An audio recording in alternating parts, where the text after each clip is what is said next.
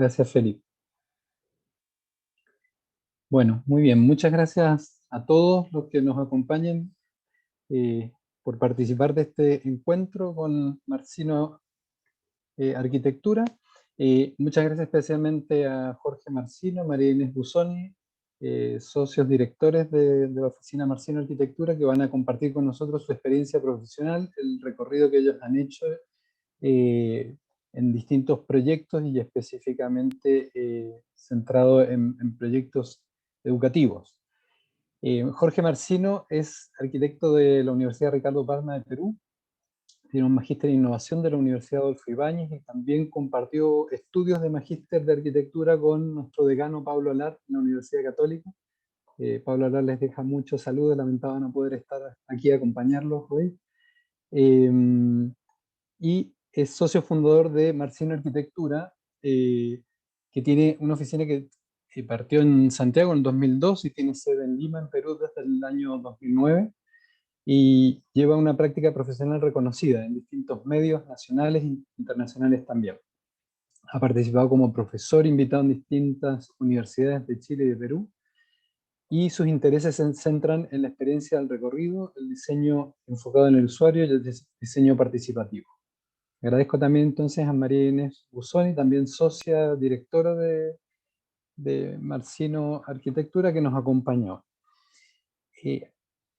A mí yo encuentro personalmente notable y vale la pena destacar la experiencia de una oficina como la que llevan adelante ellos, habiendo podido concretar en distintos proyectos educativos intenciones importantes y notables de arquitectura.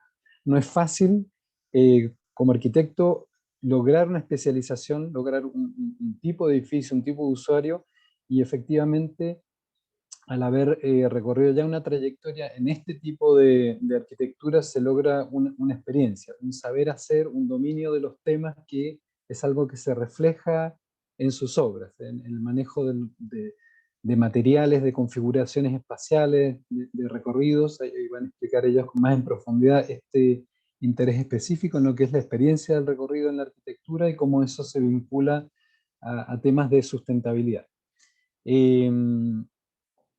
Las obras de Marcino Arquitectura han sido reconocidas como habiendo estado nominados en el premio NCHAP del IIT en Chicago, también premio a la obra del año de Ars Daily en el 2016 y varios reconocimientos más que sería largo mencionar aquí. Muy bien, entonces gracias nuevamente, Jorge, te dejo a ti entonces a cargo de la presentación y gracias nuevamente a todos los que nos acompañan. Gracias, Pablo, gracias por la invitación. Vamos a hacer una presentación efectivamente de lo que nos caracteriza y lo que nos interesa de manera fundamental en la oficina, que es la obra pública, es la edificación pública. Nos interesa la arquitectura, en la práctica de la arquitectura como un medio, más que como un fin, y ahora vamos a ir viendo por qué, un medio para impactar a las comunidades, porque hacemos mucha obra que tiene que ver con el mundo de la educación, y desde esa perspectiva, entonces esto tiene que ver un poco más con la sustentabilidad social, esta presentación en particular.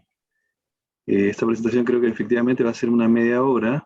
Vamos a mostrar 9 proyectos que tienen que ver con el mundo de la educación. Tengo una pregunta, Felipe, antes de empezar. Felipe, cuando pusimos de optimizar video, porque vamos a partir con un pequeño video, cortito, perfecto, ahí perdimos resolución, parece, en la presentación. ¿Puede ser que nos vayamos intercalando con eso? Sí, no hay problema. Sí, bueno. no hay problema. Es simplemente para el video, para que se escuche bien y vaya acorde a la imagen. Bien. Voy a probar de compartir yo. Uy.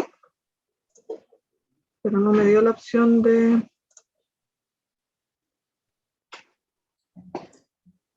¿Ven mi pantalla? Sí, pero ahí sí.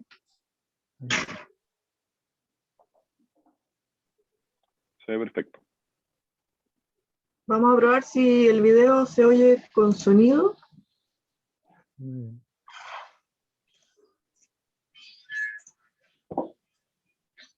No. No se escucha el sonido. Ahora tendría que yo abrir mi sonido.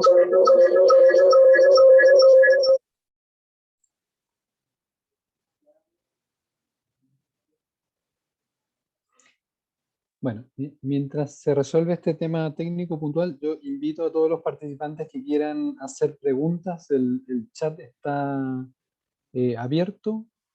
Vamos a dejar la exposición de Jorge que vaya de corrido, pero en cuanto quieran, para no perder la idea, pueden ir subiendo las preguntas al chat y las revisamos al final de la presentación. Ya, perdón, estábamos un poco enredados aquí con los computadores, pero ya va. Voy a pasar yo y Jorge va a comentar. Solamente vamos a estar en mute mientras esté corriendo el video para que se escuche el audio, ¿ya? Vamos.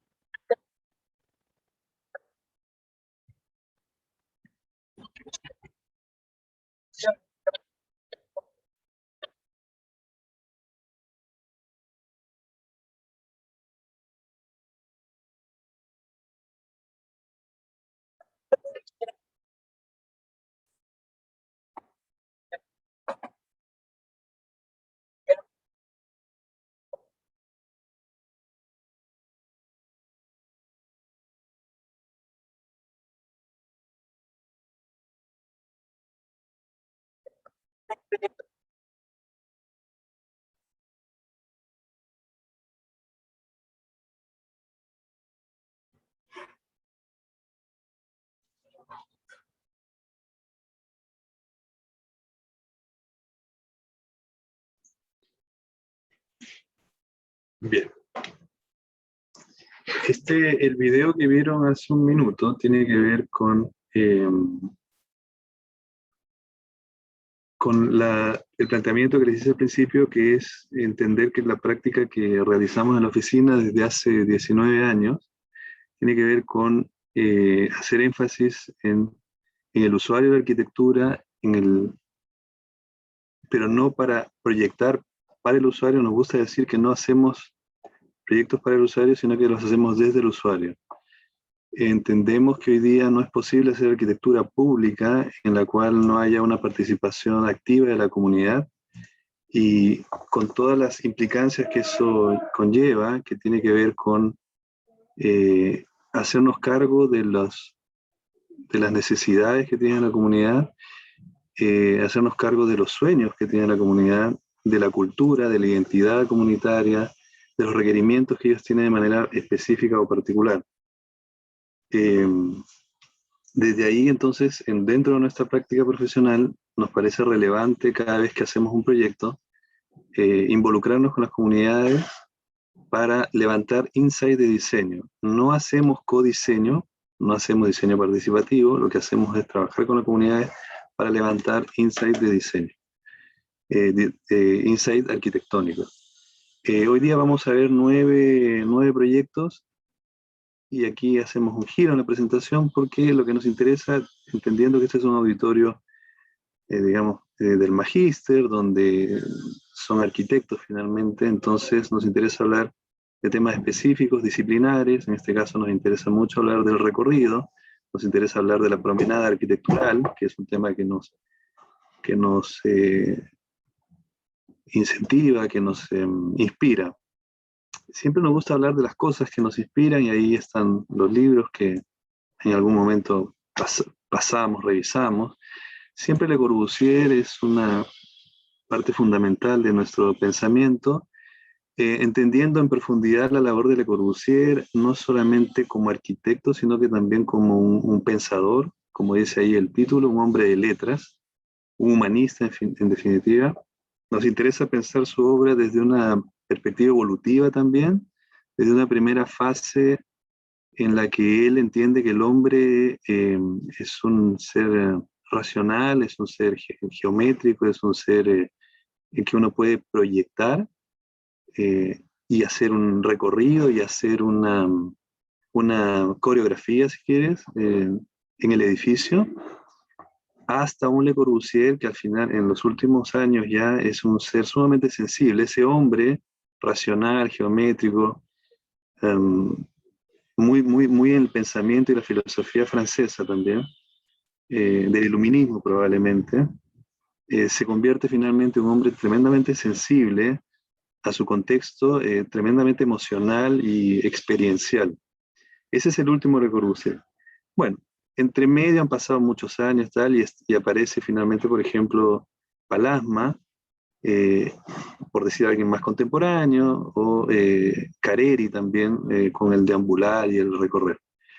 Pero sin duda no podemos dejar de lado toda la tradición moderna de la arquitectura chilena que nos inspira profundamente. Creemos que es uno de los periodos más valiosos en la producción arquitectónica nacional. Otro detalle, por ejemplo, que también nos inspira, si ven este cuadro del día y la noche, del ingeniero y del arquitecto, que es esta imagen que se ve al pie de la presentación, se ve estas dialécticas de opuestos en equilibrio, muy corbusianas, a veces casi binarias, ¿no? Pero sin embargo equilibradas. Creo que también inspira mucho nuestro trabajo, nuestra filosofía de hacer las cosas, de generar tensiones en distintos aspectos, de manera que se genere un ciclo vital y una dinámica importante en los proyectos. A ver, veamos esa. Entonces, por ejemplo, este es un texto clásico del 59, cuando Le Corbusier escribe el mensaje a los estudiantes de arquitectura, y menciona que el hombre, por eso digo que este es un Le Corbusier un poquito más tardío ya, y Le Corbusier habla mucho del recorrido, y habla de que el hombre aprecia la arquitectura caminando con los ojos a 1,60 m de altura. Y también hace una crítica a lo que fue el término finalmente de la arquitectura neoclásica, ¿no? Y él dice que efectivamente la arquitectura neoclásica promueve su muerte cuando piensa en un hombre como si tuviera un ojo de mosca, ¿no? Recordemos todas esas plantas donde había ejes de simetría muy específicos, dobles ejes de simetría, y uno mirando la planta entendía perfectamente qué cosa es ese palacio, qué cosa es ese edificio, ¿no? Y él hacía la crítica diciendo, cuando uno se para en el edificio, entiende el edificio, pero es un entendimiento abstracto también. O sea, yo lo puedo entender sin necesidad de recorrerlo, sin necesidad de caminarlo, sin necesidad de experimentarlo. Digo esto último acá, lo digo porque otra vez vemos un resurgimiento de una arquitectura que podría llamarse hoy día más bien ortodoxa, una cierta revisión disciplinar, donde hay una arquitectura más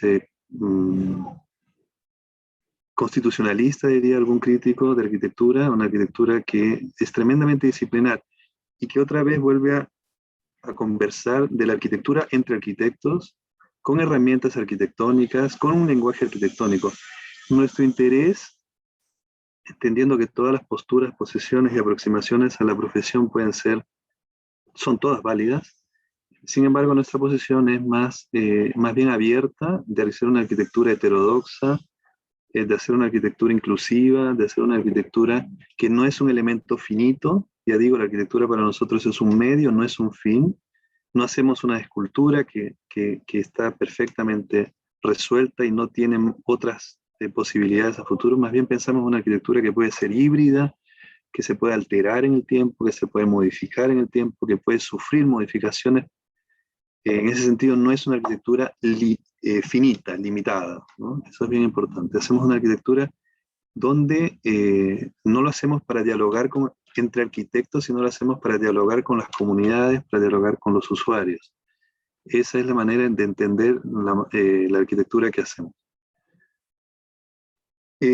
Otra vez está la planta que todos conocemos, la Villa Savoy, y ahí cuando Le Corbusier decía, por ejemplo, que él se imaginaba una coreografía, un acto coreográfico donde había un hombre que que ingresaba en un vehículo, bajaba, descendía del vehículo estacionado y podía subir de manera lenta a través de la rampa o de manera rápida y más funcional a través de la escalera. Pero había en esta mirada un pensamiento coreográfico y en ese sentido una arquitectura performática, que es la que nos interesa seguir desarrollar, ¿no? Ahora, insisto, esta es una primera posición de Le Corbusier donde todo está muy calculado y todo está muy meditado, pensado. Bueno, las imágenes que ya conocemos, y la que sigue, por favor. Este es el Carpenter Center, que ya es un Le Corbusier más bien tardío, y el recorrido, la circulación, incluso ya no solamente articula programas, el programa de la edificación en sí misma, sino que también resuelve otras situaciones. En este caso, el Carpenter Center resuelve un desnivel entre dos calles en el campus de Harvard, y finalmente se convierte en un articulador de un interior y un exterior, es más bien una infraestructura pedestre. La que sigue. También en Chandigarh, la que sigue, el recorrido más bien genera un interior, genera un espacio y le da sentido al edificio, ¿no? No es un elemento de infraestructura, sino es un elemento que constituye el espacio en sí mismo. La que sigue, bueno, imágenes del mismo Chandigarh, de la asamblea en realidad, y esta que es de particular interés y cariño, porque esta es la única obra de Le Corbusier en Sudamérica, digamos, específicamente en La Plata. Y acá Le Corbusier, de manera muy brillante, digamos, resuelve dos problemas y dos programas completamente distintos, la vivienda y su consulta. Y obviamente, como la consulta es la del médico, esta debiera ser razonablemente una rampa, ¿verdad? Desde una perspectiva sanitaria. Y evidentemente la rampa, que tiene una función, y esto es lo que nos inspira después de los proyectos, la rampa tiene una función sanitaria, en principio, pero se convierte evidentemente en un problema arquitectónico.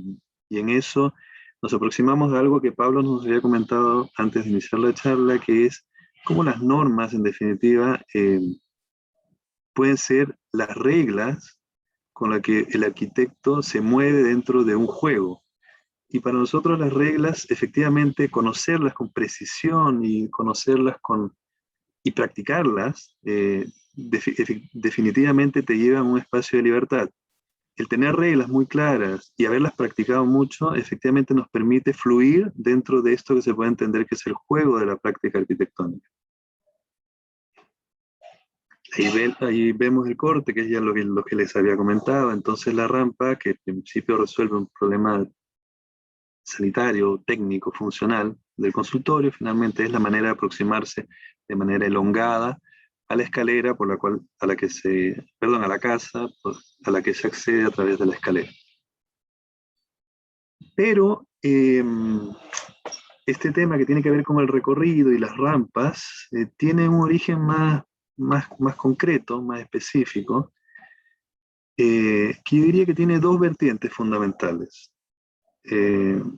Y por eso decía que la casa Curuchet en La Plata es la que nos da el puntapié para esta mirada dual o binaria. Una es Tim Nugent en la posguerra de Estados Unidos, con un sinfín de soldados lisiados o con discapacidad motriz, empieza a pensar y a escribir y a normalizar, en el sentido de hacer normas, sobre las rampas y la accesibilidad para personas con discapacidad motriz. Obviamente hay muchas otras discapacidades, ¿no es cierto? Visuales, en fin, auditivas. Pero él específicamente se centra en la discapacidad motriz y empieza a analizar y a estudiar cuáles son las pendientes máximas para lo que hoy día se puede denominar accesibilidad universal desde la motricidad. Y la otra es Claude Parent, que él habla del espacio oblicuo y desde el pensamiento existencialista francés a mediados del siglo pasado, él empieza a pensar y dice, bueno, ¿cuál es el punto de estabilidad de la arquitectura? ¿Cuál es el plano estable? Ya no, dice él, este hombre contemporáneo no habita en un espacio horizontal, segmentado, sino que debe habitar probablemente un espacio diagonal. Entonces él habla del espacio diagonal. Y él habla de que ese es el nuevo estado en el que el hombre puede habitar, que finalmente no es más que entender que es un estado inestable. Pareciera, cuando hoy día hablamos de, estamos viviendo tiempos de incertidumbre, un poco es eso, ¿no? El espacio diagonal es un espacio siempre dinámico, siempre fluyendo, y que no divide segmentos, sino que es un todo continuo en movimiento. Ese es Claude Parent. Más bien es un filósofo, hizo muy pocos edificios. Hizo uno particularmente. Bueno, dentro de las rampas y los mecanismos de circulación, digamos, siempre aparece esta imagen icónica, que es el zoológico de París y los pingüinos, ¿no? Esta doble hélice, esta doble rampa. Es una imagen muy sugerente, es una imagen siempre pregnante. De hecho, se sigue proyectando con esta imagen como una referencia, pero siempre se ve entonces una idea y el guardia detrás de los pingüinos marca justamente esta visión, que es que el recorrido era un elemento predeterminado, coreográfico, donde hay alguien que piensa y dice cómo hay que hacer las cosas, cómo hay que recorrer. En ese sentido parece más un guión cinematográfico, un guión escenográfico, eventualmente, de ballet, por ejemplo, donde hay que hacer ciertos movimientos. Nos parece que esa es una idea interesantísima, pero creo que efectivamente hoy día, desde nuestro pensamiento, todo es, en esta arquitectura performática, todo es posible y hay múltiples entradas, múltiples recorridos, múltiples interacciones, ¿no? Que eso es lo que nos interesa finalmente. Esto, el clásico, ¿no? El caracol del chileno, esta especie de tipología, entre comillas, inventada en Chile, pero que su origen evidentemente es el Museo Guggenheim en Nueva York, tiene que ver con esta idea de este suelo continuo. Cuando la rampa es más que una rampa, es un espacio en completa circulación y recorrido, y la rampa siempre ha tenido una visión también muy formal dentro del lenguaje arquitectónico. Las rampas son finalmente la manera de acceder de manera ceremonial a los palacios o de manera relevante, jerárquica, a los museos. Aquí entramos ya a los 9 proyectos. Esta es la imagen de ingreso a la presentación de los 9 proyectos de la oficina. El primero es el Liceo Técnico Profesional de la Florida, donde empezamos a ensayar esta idea del recorrido continuo, el recorrido a través de una rampa. Interesante siempre pensar en el origen de esto. Efectivamente, cuando hicimos esta primera escuela el año 2007, diseñamos este proyecto para una escuela en la Florida, un liceo técnico. El origen fue un problema. Este terreno, perdón, que está al lado de la quebrada de San Ramón, había, no sé si recordarán, el año 93 hubo un aluvión importante en la quebrada de San Ramón, y todo el lodo que bajó por la quebrada, que fue dramático porque hubo mucho daño, muchas personas muertas antes de la quebrada, todo ese lodo, finalmente, al limpiar la quebrada, se puso en este terreno. Entonces el terreno era muy, muy, muy mala calidad, que era arcilla. Entonces, hacer el proyecto, el mecánico nos dice, mira, tenemos que sacar toneladas de tierra para llegar a suelo firme. Entonces pensamos que si hacíamos una excavación parcial, debíamos aprovechar esta condición de alteramiento del suelo para hacer el proyecto, y aparece la idea entonces de generar un desnivel, y en ese desnivel como solución aparece la idea de la rampa, pero también aparece la rampa como la posibilidad de evitar generar un ascensor. El ascensor, además de ser un elemento de consumo de energía, también es un elemento que le generaba un pasivo a los colegios porque significa un mantenimiento mensual. Y todos sabemos que la infraestructura pública tiene muy poco o nulo mantenimiento. Entonces, la alternativa era pensar en hacer un recorrido en rampa que nos permitiera prescindir del ascensor. en principio. Así se hizo, se diseñó esta escuela. En Rampa fue la primera y este liceo técnico finalmente obtiene un gran reconocimiento internacional. Fue elegido entre las 5 mejores infraestructuras educacionales del mundo el año 2011 a través de la OCDE y también nos produjo un descubrimiento en este desarrollo y entendiendo que el desarrollo de la práctica arquitectónica es un proceso evolutivo en nuestro caso, de investigación. Ahí Pedro, ahí se ve en la parte inferior izquierda de la pantalla, se ve a Pedro Yáñez, que era el presidente del Centro Alumno. Bueno, Pedro declara, porque este premio, este reconocimiento al proyecto tiene que ver no solamente con la obra, sino con el impacto que genera la infraestructura en las comunidades. Esa fue nuestra primera aproximación a esto que le llamamos sustentabilidad social. Y es que Pedro declara, es un video que siempre circula por YouTube, declara que desde que se mudaron al colegio bajó el bullying, tienen una mejor relación entre alumnos, declara también que mejoraron su sensación de bienestar en la escuela, y la directora declara que mejoró el rendimiento académico, que los alumnos no se quedan dormidos, que hasta los profesores se sienten inspirados en hacer las clases. Entonces, finalmente la infraestructura genera un impacto tan poderoso en esta comunidad que la comunidad cambia.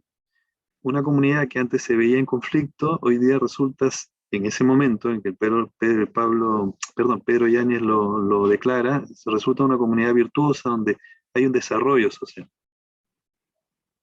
Tan es así que cuando Pedro hace esta declaración, Pedro estaba en el colegio, está con ropa de calle, digamos, no estaba con el uniforme, porque se habían tomado el colegio, esto era el año 2011, para evitar que en las tomas de los colegios que se estaban sucediendo en esos años, para evitar, esa fue la toma que era contra el lucro en la educación, me acuerdo. Pedro lo que estaba haciendo ahí cuando el centro de alumnos se toma el colegio es evitar que otros desde fuera se lo tomen y así proteger su colegio, porque para ellos era algo importante y para ellos constituía un patrimonio que había que salvaguardar. Bueno, otros proyectos. Esto es una biblioteca para la Universidad de Playa Ancha en Valparaíso,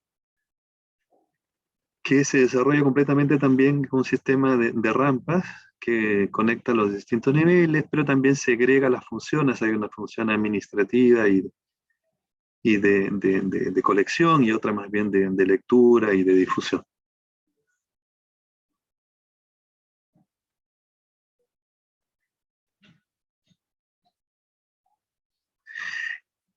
Este es el Liceo Diego Portales en San Bernardo, y aquí ensayamos una doble rampa. Esta es una variante del Liceo Técnico Profesional de la Florida, y aquí ensayamos una doble espiral para conectar de manera más rápida, fluida, pero también bastante más dinámica todos los niveles de esta escuela. Hay un efecto bien interesante y se produce cuando uno ingresa al patio, este tiene un doble patio además, uno ingresa al doble patio, se genera una situación de meditación anticipada para ver cómo lograr llegar a tal lugar.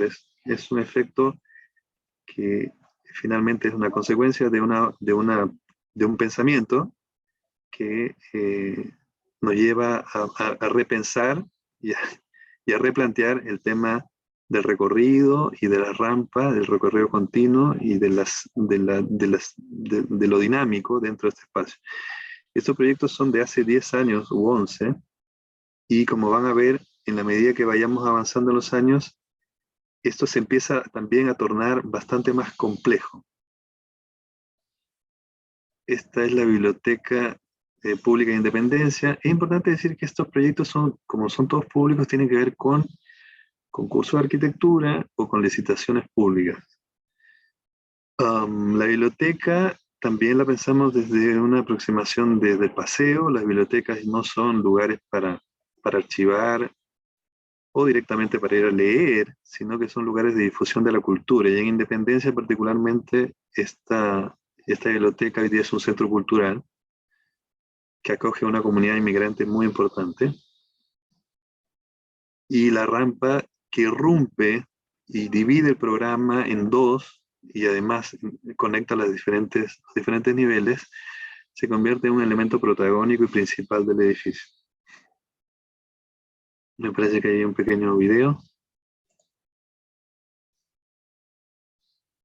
Que lo hicimos nosotros, me parece.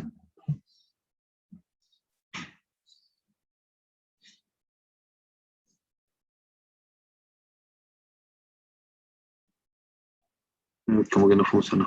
Sí, es un poco lento.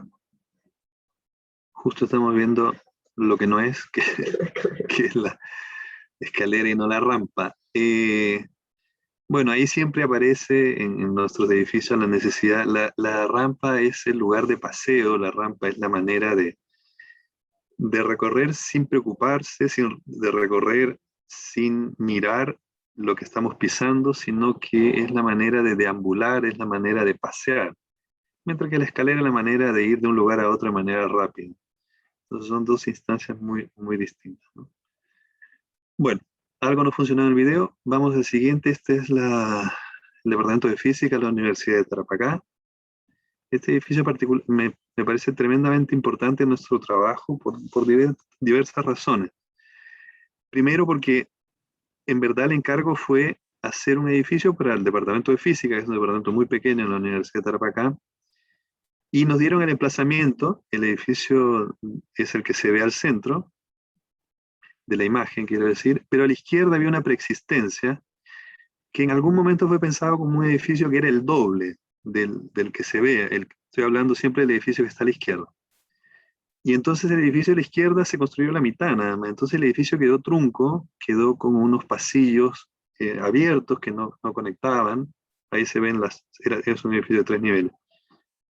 Y la calle de la derecha, es una calle interior vehicular, tenía un desnivel. Entonces, siendo el encargo un edificio específico, nosotros pensamos que entonces este encargo debiera ser una arquitectura, un proyecto, un dispositivo, un mecanismo, que no solamente resuelva el programa del Departamento de Física, sino que también resuelva la desconexión, el aislamiento que tenía este edificio preexistente, que en esta planta y en este corte es lo que se ve a la derecha. Entonces, a la manera del Carpenter Center de Le Corbusier, pensamos que este edificio debía ser un mecanismo de circulación, un mecanismo peatonal de conectar distintos niveles y de conectar una calle con un edificio que había quedado trunco. Entonces, ahí se ve el patio principal de este edificio, que genera no solamente entonces un sistema de rampa y escaleras rampantes, sino que además se genera un patio cubierto, sombreado, y aquí nos vamos por otro lado, tiene que ver con arquitectura en el desierto, tiene que ver con sombra, tiene que ver con humedad, tiene que ver con, finalmente, confort ambiental y eficiencia energética. Entonces logramos generar un tremendo sombreadero sobre este edificio para disminuir la radiación y acondicionar el espacio habitable. Siguiente, este es otro edificio que también es interesante desde el pensamiento, y aquí empezamos a oscilar. Si ustedes más o menos nos siguen con un poco de pensamiento crítico, hay una cierta oscilación entre unos pensamientos primarios, iniciales, que son más rígidos, que son como, en ese sentido, son como condicionados, por decirlo de alguna manera, y otros recorridos que son más libres y son más aleatorios, más complejos, ¿no? Porque el encargo en particular era generar un edificio modular que se pudiera repetir entre 3 y 4 veces en el campus Juan Gómez Millas de la Universidad de Chile. Entonces nos pidieron desarrollar un módulo. Desarrollamos un módulo que se puede repetir, y como tal, entonces si te dicen vas a hacer un edificio que se puede repetir, hoy día está repetido por 3 en el campus Juan Gómez Millas, es un aulario. Un aulario es un edificio de aulas genérico, que lo ocupan distintas facultades. El nombre es raro, el programa es muy contemporáneo, que es un edificio de aulas y laboratorios y baños y cafeterías, pero que lo puedes poner en cualquier lugar. Entonces, cuando te dicen eso, en realidad no tenemos un cliente específico, no tenemos un usuario específico, mejor. Entonces el edificio debía ser pensado como un edificio que se puede instalar en cualquier parte del campus. Y en eso pensamos en algo que se llama palíndrome. Es como cuando uno escribe el nombre Ana, lo puedes leer de cualquier manera, siempre es Ana. Entonces este edificio podía estar dispuesto en el campus, de manera que funcionara siempre en cualquiera sea el sentido que se recorra y cualquiera sea su ubicación o posición.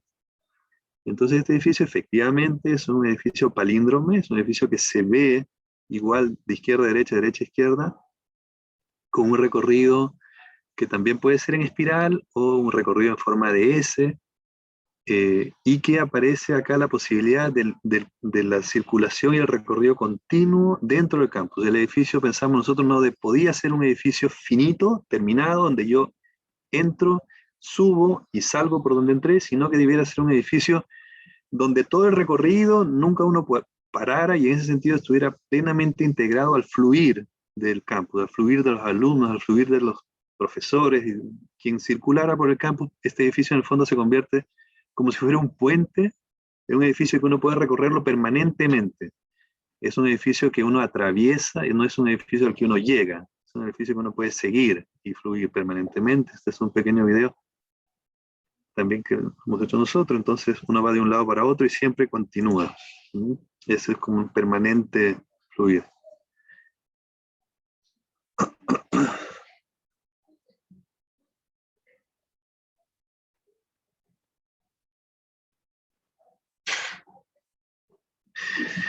Este es el Eduardo de la Barra en Peñalolén, Mariano Egaña, perdón. Me adelanté. Este es cuando el recorrido, estos son las clásicas escuelas que hizo la Sociedad Constructora de Establecimientos Educacionales entre los años 50 y 60, que son los de segunda generación, que no son los primeros que se establecen como edificios emblemáticos de lo que después hoy día se constituye como el patrimonio arquitectónico, sino estos edificios que son más bien modulares, pequeños módulos de salas de 9x6, de un piso, con estructura metálica, perfiles omega en general, y esta que más bien tenía una visión cuantitativa y no cualitativa, no es de la época de Monkerberg, que es la primera fase, sino que esta es la segunda fase, donde la mirada cuantitativa en Chile, por dar cobertura y que se haga de manera rápida, digamos, lleva a que el Estado proponga un sistema modular de construcción de establecimientos educacionales. Bueno, este sistema que existe en todo el país, que hoy día incluso hay una visión, una revisión crítica de esto en el buen sentido, que tiene por supuesto una mirada patrimonial hoy día. Bueno, la implantación tradicional de este tipo de esquema modular dentro de los terrenos disponibles para la educación pública en la ciudad, que generalmente tenía que ver con nuevas poblaciones, en general es un sistema de edificaciones aisladas. Bien, cuando ganamos esta licitación de arquitectura, porque fue un anteproyecto, nosotros planteamos que lo que debíamos hacer era una operación de costura, de manera de lograr unir todos los módulos que estaban aislados, generar un sistema que los permitiera unificar. Y así lo hicimos, y donde había un sinfín de edificios aislados, terminamos haciendo un edificio que se puede recorrer de manera continua y que permite separar y segregar espacios para básica, media y prebásica. Aquí también nos encontramos en esa oportunidad con un trabajo de participación comunitaria muy importante que nos llevó a generar finalmente un impacto en la comunidad que fue bien importante, un colegio, que este es otro caso también en Peñalolén, que es el Eduardo de la Barra. Voy a hablar de los dos porque corresponden a la misma municipalidad, porque se hicieron en tiempos distintos. Ambos lograron también un efecto bien poderoso y bien transformador. Estas dos, el Eduardo de la Barra y el Mariano Egaña, tenían una baja de matrícula consistente, venían bajando, por decirles algo, ya estaban creo que en el 40% de la matrícula, tenían, por decir, 1.200 alumnos, y estaban en 650 por ahí. Entonces venía una baja consistente, como es además la realidad de la educación pública en nuestro país, donde las matrículas en los establecimientos municipalizados eran muy baja y había una consistente baja. La Corporación de Desarrollo Municipal de Peñalolén entonces llama a estos concursos de arquitectura para el desarrollo de estos proyectos y logra revertir esa tendencia con establecimientos educacionales nuevos. Evidentemente es muy importante ahí el proyecto educacional que sostiene esta infraestructura o que le da sentido a esta infraestructura, más bien dicho, y hoy día son establecimientos con una matrícula no en plenitud, pero casi plena y con buenos rendimientos académicos también. En el Eduardo de la Barra es bien largo de explicar, lo podríamos ver en otra oportunidad, pero finalmente es un edificio que gracias al trabajo comunitario y el insight de diseño, lo voy a resumir en 2 o 3, nosotros habíamos ganado la licitación con un anteproyecto y a través del proceso de participación comunitaria tuvimos que rediseñar el proyecto completamente. Un insight de diseño desde la comunidad fue que obviamente habíamos planteado un colegio con un solo acceso en una esquina, y desde el trabajo comunitario descubrimos que en realidad tenía que tener doble acceso, porque si no había dos barrios en conflicto que limitaban con este colegio y entendían que el colegio pertenecía a uno y no al otro. Por decir, decían que este colegio pertenecía a la Copa, a la población La Copa, y no a la población San Luis. Entonces lo que nos llevó a modificar el proyecto y tener un acceso doble, uno para básica y otro para la media. En ese sentido, entonces abrimos las esquinas de manera que el colegio no tuviera una posición jerárquica en relación a una condición territorial, sino hacia ambos, norte y sur. Otra es que el colegio no debiera darle la espalda, porque donde había un muro ciego o había un muro opaco, lo que pasaba con el colegio es que aparecía el grafiti, aparecía el vandalismo, aparecía la violencia urbana, en fin, una serie de problemas. Entonces, era muy importante que el colegio prácticamente no tuviera muros, sino que algunas rejas, y que las rejas fueran otra cosa, que no se leyera como un fortín o no se leyera como una fortaleza, sino que fueron visualmente muy integrados y ojalá lo más abierto posible. Pero la Cormu, por otro lado, decía, tengo que tenerlo cerrado porque si no me van a robar los computadores, no sé qué. Entonces, en eso la operación fue conectarlo, abrirlo, y además visualmente se eliminó un medianero, de manera que el campo de fútbol que se ve al pie, que pertenece a otra área de la municipalidad y que no tiene que ver con el colegio, finalmente quedó integrado visual y espacialmente con el colegio, y hay un uso eventual de intercambio del equipamiento deportivo, y entonces hoy día, por ejemplo, el campo de fútbol puede hacer uso del comedor y de las multicanchas. Entonces el colegio hoy día puede funcionar de manera más abierta, es más permeable el colegio en relación a otros equipamientos y a la dinámica urbana también. Las esquinas se abrieron, las esquinas urbanas, ahí se ven. Y otra cosa también interesante como diseño es esta escuela que existía. Esta fue una reposición total, no, perdón, parcial. Ahí hay otro tema que tiene que ver también con la sustentabilidad social. Como filosofía de diseño, nosotros pensamos que cada vez que intervenimos una preexistencia, no podemos y no debemos demoler el 100% de la preexistencia. A veces incluso hay una petición a propósito, hay que demoler, porque creemos que hay un valor, más allá del valor ambiental, de demoler lo menos posible, por los desechos y el impacto que eso genera en el ambiente. Desde la sustentabilidad social, el no demoler completamente significa que la preexistencia o el capital inicial siempre es una condición de trabajo, algo que se puede mejorar y que sin duda mejora. O sea, no es necesario hacer tabla rasa para volver a empezar, sino que siempre lo que hay es posible trabajar para convertir en algo valioso.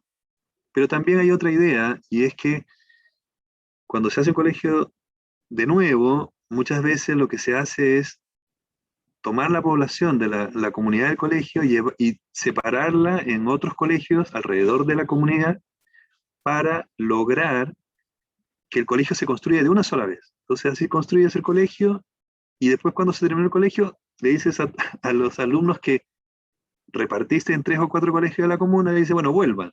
El problema es que no vuelven. Entonces el capital comunitario, el capital social que había antes en este colegio se deshace.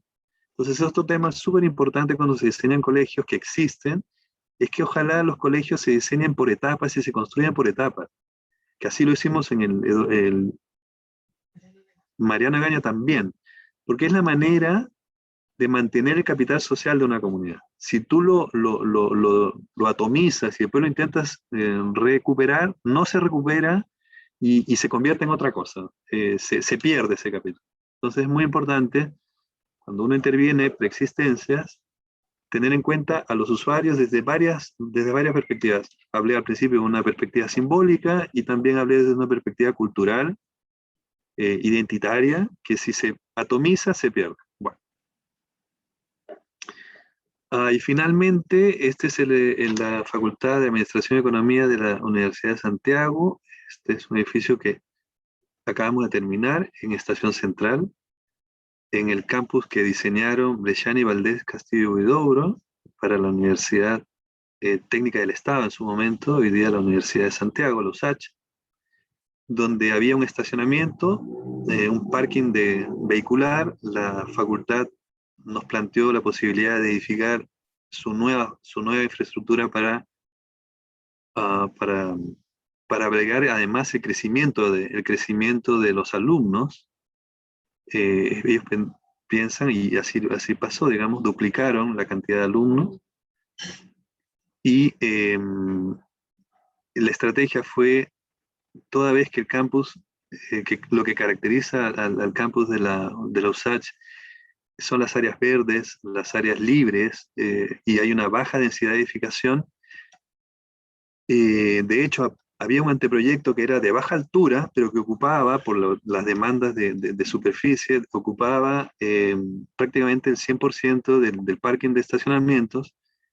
Nosotros, en una gestión con el decano, más bien planteamos hacer un edificio que tuviera más bien una proyección vertical en altura, de manera de preservar la mitad del terreno para un jardín. Finalmente se convirtió en un proyecto de paisajismo y un espejo de agua, de manera que no ocupáramos el 100% del suelo, sino que más bien dejáramos áreas verdes.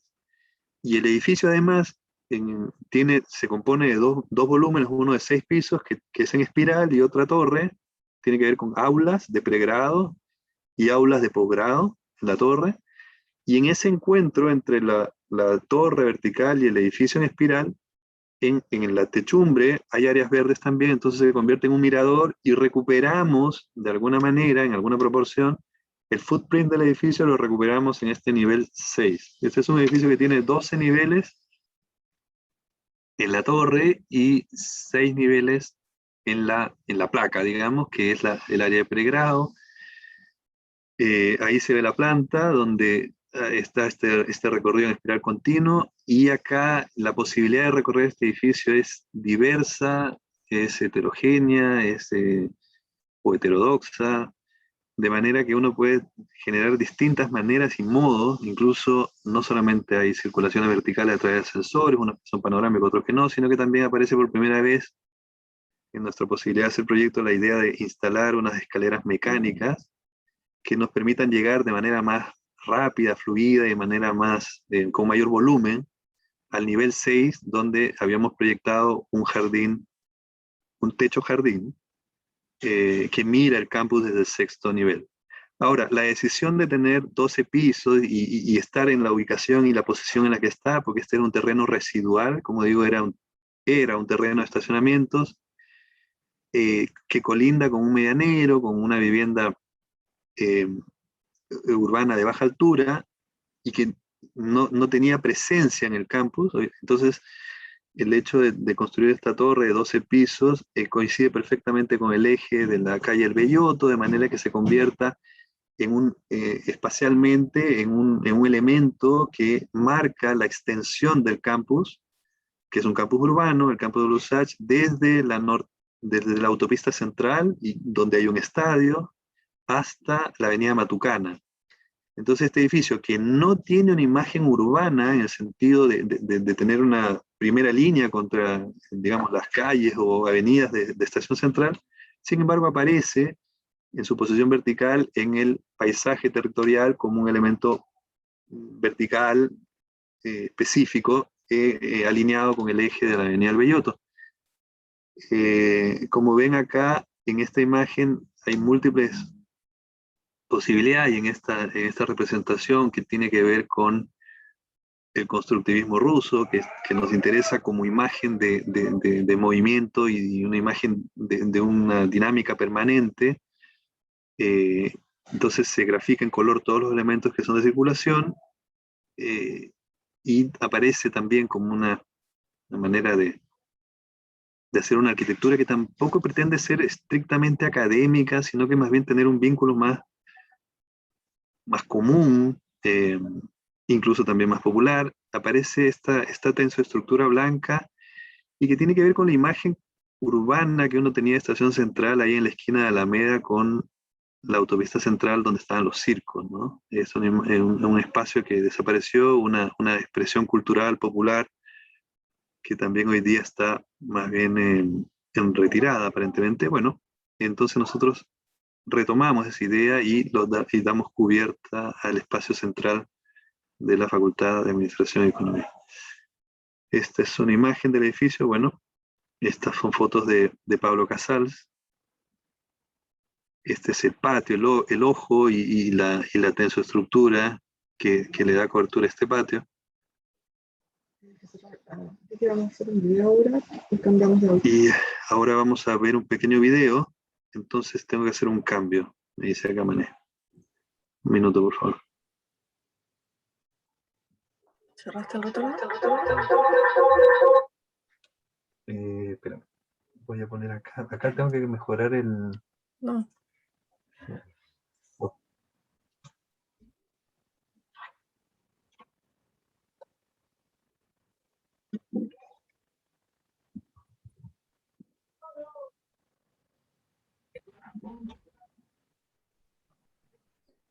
Está sin audio igual.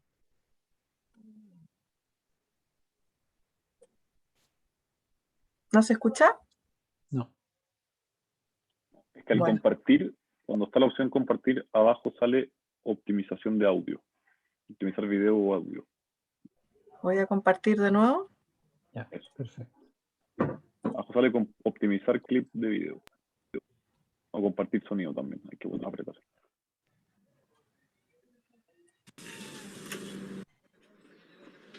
¿Ahora Ahí sí? se escucha. Sí. Sí.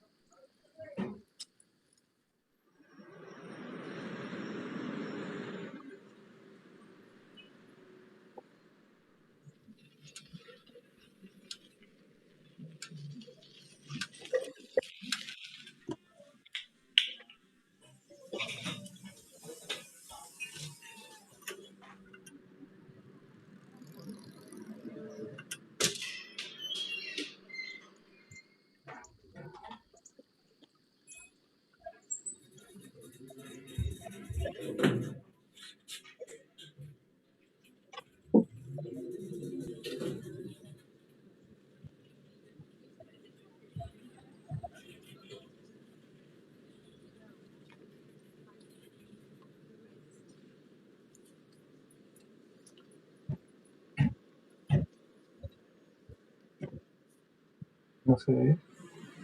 Bien, no sé.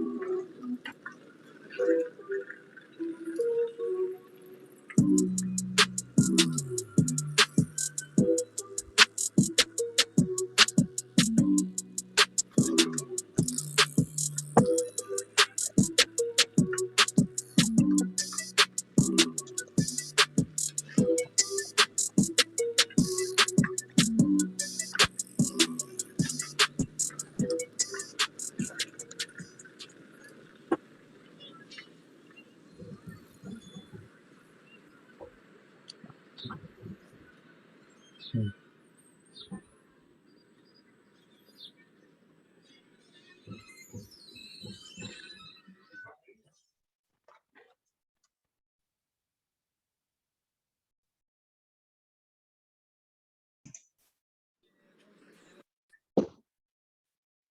Bien. Qué pena que el video no se vea con la resolución que lo vemos nosotros. Ahí me di cuenta que se veía bien pixelado. Sí. Pero es eso. Este es el último edificio que hemos hecho que creo que logra expresar de mejor manera el estado en el que estamos ahora, como investigación o como evolución del pensamiento crítico en la oficina, en el sentido de diseñar un edificio, ya decía, heterodoxo, mixto, mestizo, complejo. De hecho, este edificio está pensado en su forma que si acaso la facultad el día de mañana necesita ampliar, que se amplíe el edificio. O sea, el edificio no está pensado como un elemento que no se puede tocar o que no se puede alterar. Al contrario, o sea, si el edificio el día de mañana requiere otro programa u otra necesidad aparece, el edificio lo va a adoptar y se va a adaptar a esa condición. Esta es una lógica como cuando uno pensaba, por ejemplo, ¿no? Si alguien piensa no sé, en el Palacio de Tribunales o en el Congreso acá en Santiago, son palacios, ¿no? Los palacios no se pueden alterar en su fisionomía, por decirlo de alguna manera. En cambio, esta es la lógica como la de cuando si acaso alguien ha visto cómo se ha ido desarrollando, por ejemplo, por decir algo, ¿no? Incluso profano, el aeropuerto, o el mall, el Parque Arauco, era una cosa y hoy día es otra cosa, y va y sigue con permanente cambio y transformación. Nosotros pensamos que esa es la condición contemporánea y es la que nos interesa hoy día explorar. Perfecto. Ya, muchas gracias, Jorge. Muy interesante la presentación y te agradezco que haya tenido como la introducción teórica también y este cierre que también... Pablo, ¿sí? yo no te escucho. Espérate. Ahí está. ¿Ahora sí? ¿Ahora me escuchas? Perfecto, ahora te escucho bien. Ya, perfecto. No, te decía que muchas gracias por la presentación, por los proyectos, realmente interesante verlos así todos juntos, es muy distinto obviamente que ver una página web o verlo en publicaciones sueltos y sobre todo porque claro, uno entiende que hay una posición teórica desde la introducción que has hecho sobre la forma de trabajo propia de la oficina y cómo eso se va adaptando y va creciendo y va adquiriendo como cuerpo en distintas obras. Encuentro también, comentario general, una reflexión más para los alumnos. Uno como arquitecto piensa siempre como en el tiempo de desarrollo del proyecto como lo esencial. Efectivamente es un tiempo comprimido donde se van a decidir muchas cosas, pero tu reflexión sobre las preexistencias o esta reflexión sobre las posibilidades futuras de modificación de este último proyecto que efectivamente se siente como que tiene toda esa variabilidad que podría seguir creciendo y mantener una lógica, digamos. En el fondo es una reflexión de lo que uno hace en el oficio como arquitecto pensando en tiempos mucho más largos. Uno interviene recibiendo cosas, recibiendo terrenos, como el primer colegio que presentaste, imagina situaciones futuras cuando uno ya no esté como arquitecto para ese edificio o para ese barrio, y eso es todo parte también integral de lo que es proyectar. Así que es realmente interesante y felicitaciones de nuevo por todos los proyectos y lo que desarrollan. Creo que Felipe tenía alguna pregunta de participante. Sí, aquí han llegado algunas preguntas para Jorge. Y la primera es así. ¿Crees que post pandemia cambiarán los espacios educacionales, específicamente la espacialidad de zonas de estudio y zonas de recreación? Sí, absolutamente. Efectivamente, más allá, los colegios, siempre estamos haciendo clases ahora en la FAU de la Universidad de Chile, título justamente, y bueno, hace poco participamos en un concurso también con estudiantes, ensamblamos un equipo. Paul. El premio aporte. Proyectar a conciencia. Proyectar, PAC, premio Proyectar a Conciencia.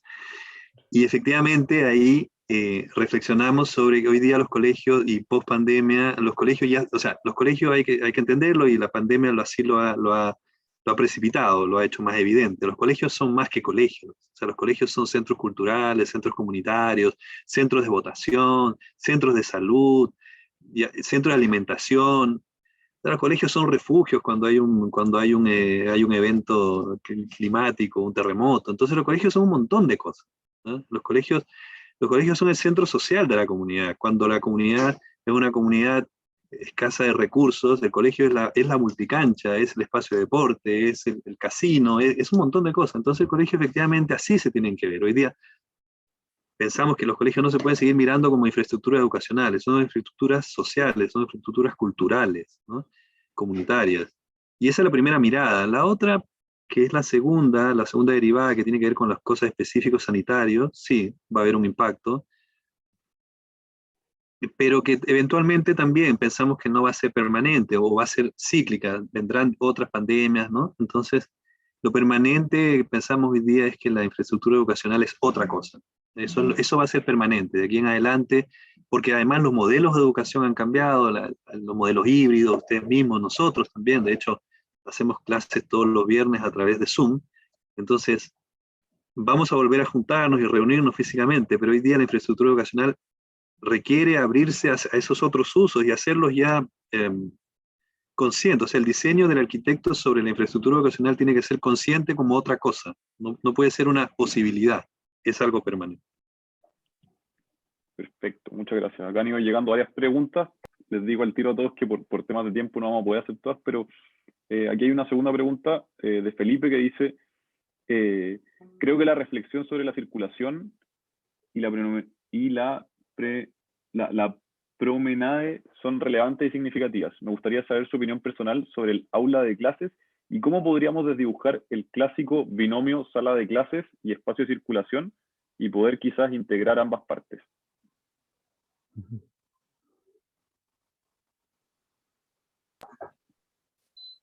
Ya.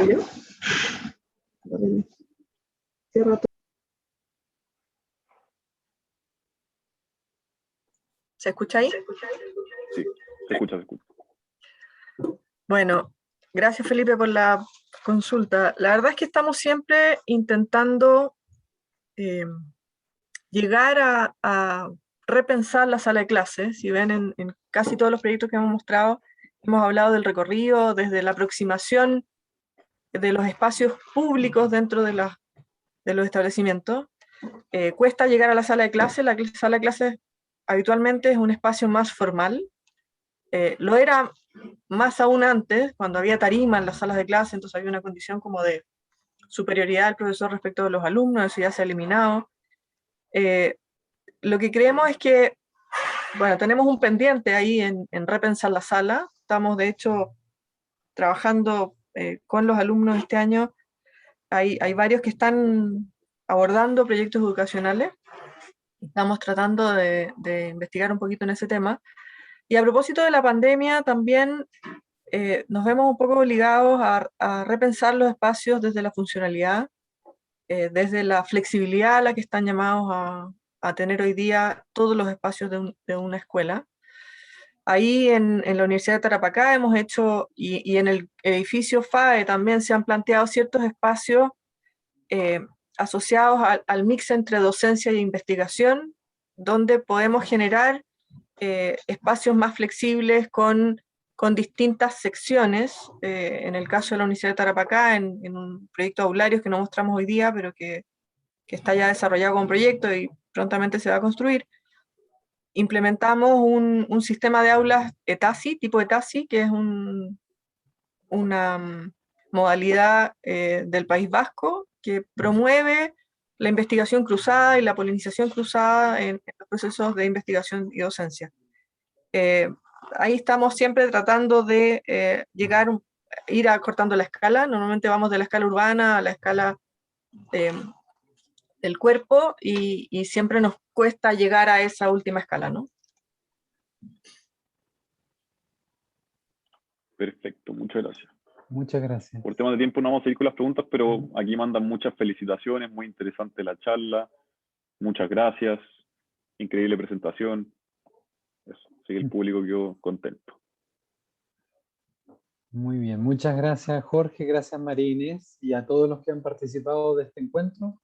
Ya por razones de tiempo ya vamos a cortar, pero creo que se quedan con una excelente reflexión y la verdad muchos temas que inspiran en cómo seguir pensando espacios educativos y proyectos relacionados. Así que para todos los alumnos es muy buena la presentación y mucho éxito en todo el trabajo en la oficina. Efectivamente, el último proyecto que presentan adquiere desde su verticalidad, como uno nota que hay otras posibilidades, otro desarrollo futuro y ojalá sea así, nuevos proyectos, nuevas etapas para la oficina de ustedes.